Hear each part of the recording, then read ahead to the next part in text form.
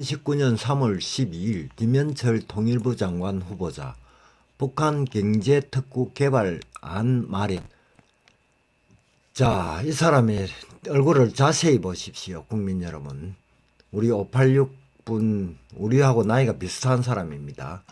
자, 이 사람이 통일연구원장을 재임해온 최근까지 북한 신의주 등 7곳의 개발 경협을 구상을 했다라는 것이 기사에 났습니다. 자, 김현철 통일부 장관 후보자가 통일연구원장으로 재임하던 최근까지 신의주 등 북한의 거점개발 지역 7곳의 구체적 개발 청사진을 마련해 온 것으로 알려졌다. 비핵화를 유도하기 위해서 북측에 제시할 남북 경협 프로젝트였던 것이다.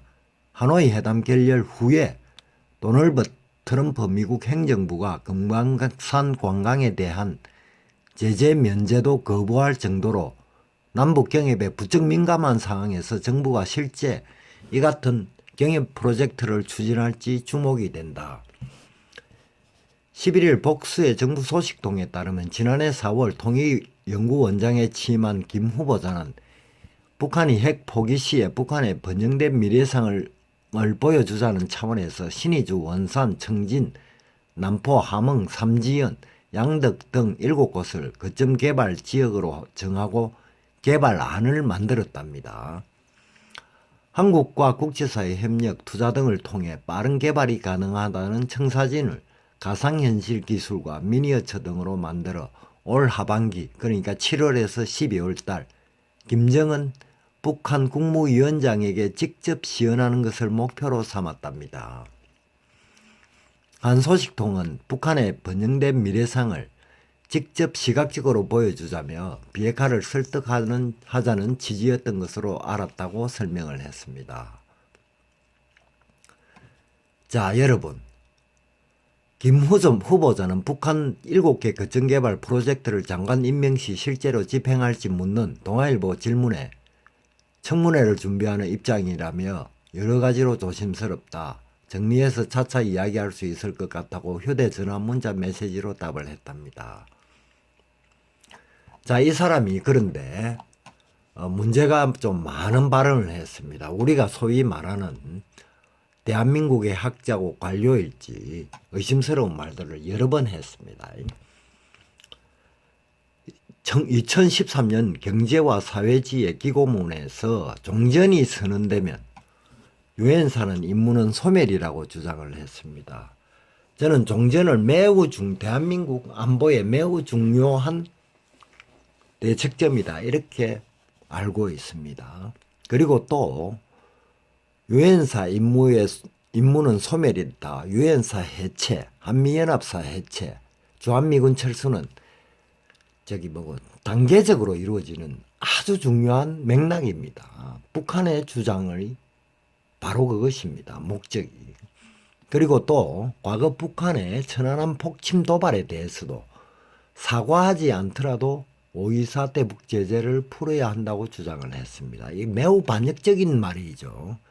2015년 백낙청 서울대 명예교수가 펴낸 대담집에서는 5.24 조치는 북한에는 아무런 고통을 주지 못하고 우리 기업들만 막대한 손해를 입었다면서 국제사회에서 이런 바보 같은 제재는 없다고도 했습니다. 또 그는 2013년 기고문에서 종전이 선언이 되면 정전협정에 의해 부여받은 유엔사 임무는 소멸되고 설립 근거가 상실된다고 주장했습니다. 이거 매우 중요한 내용입니다. 이거 북한에서 늘 주장하는 게 종전선언 정전협정에 의해서 유엔사 임무 소멸, 한미연합사 해체, 주한미군 철수 늘 그 등식입니다. 이걸 이 사람이 주장을 했습니다. 그래서 얼굴을 자세히 봐야 됩니다.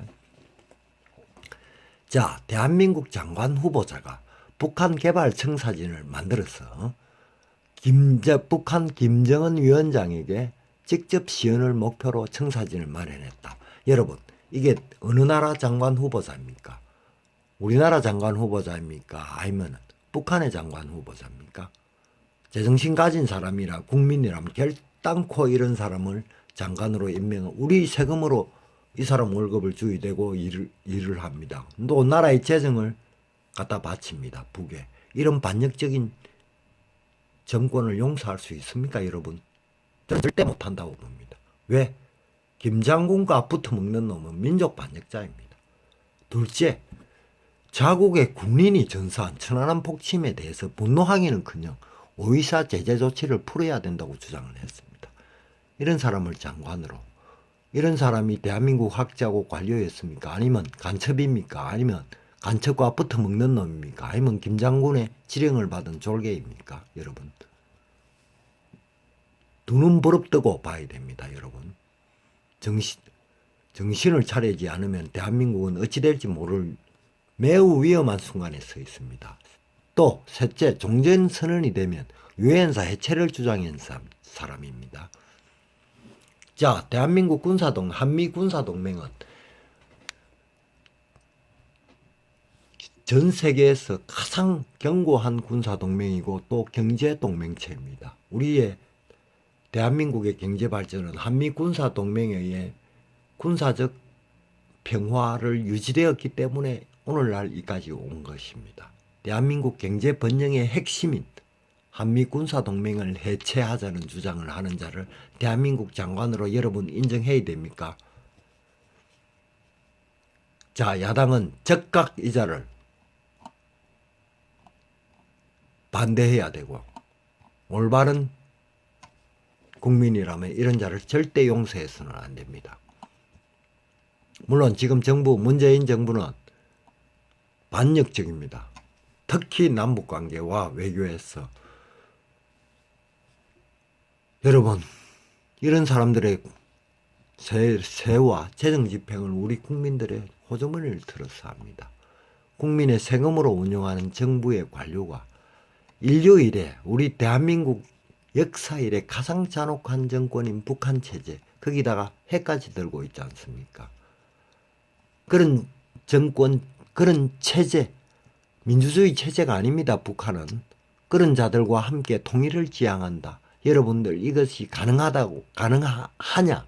또 가능할 수도 없고, 또 여러분, 이것이 만약 가능하다면 남북 관계가 지금 이렇게 차이가 나는데, 경제 체제 차이가, 이것을 우리가 용인할 수 있어야 됩니까? 절대 이루어질 수 없습니다. 권력은 순간이며 역사는 요구합니다. 민주주의 이루는데 수천 년, 수만 년의 시간이 이루어졌습니다. 시간 속에서 우리는 민주주의를 누립니다. 우리들의 선조와 우리들이 이루어온 자유 대한민국을 수호하려면 반드시 이런 민족 반역자들의 준동을 막아야 할 것이며, 그렇지 않으면 우리가, 우리 자손들은 공기처럼 누려온 이 자유를 빼앗기면 물론이요, 민주주의와 경제 번영은 순식간에 물거품이 될지도 모를 소름 끼치는 반동의 역사가 시작될 수 있음을 우리는 한시라도 잊어서는 아니 됩니다. 감사합니다. 정신 차려야만 합니다. 여러분, 결코 묵과할 수 없는 일들이 대한민국의 백주대낮에서 곳곳에서 여러 분야에서 이루어지고 있습니다. 여러분, 정신 차리지 않으면 대한민국은 매우 위험합니다. 감사합니다.